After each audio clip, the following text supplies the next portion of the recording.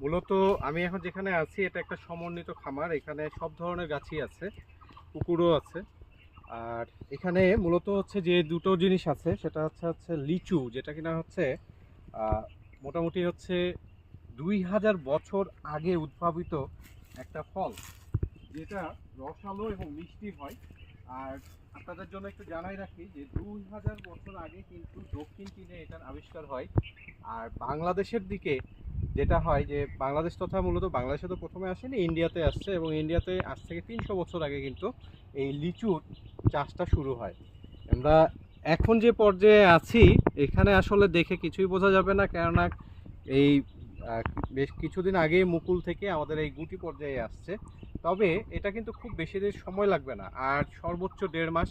এই 1.5 মাসের মধ্যে কিন্তু আপনাদেরকে আমরা কিন্তু এই যে সবুজ যে লিচুগুলো দেখছেন এগুলোই কিন্তু একটা রসালো এবং সুমিষ্ট লিচুতে পরিণত হয়ে যাবে 1.5 মাসের মধ্যে।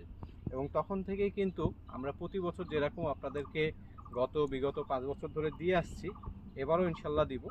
এবং আপনারা যারা নিতে চান আমাদের সাথেই থাকবেন, পর্যায়ক্রমে মোটামুটি ধারাবাহিকভাবে আপনাদেরকে কিন্তু আমরা বাগানটা ভিজিট করাবো।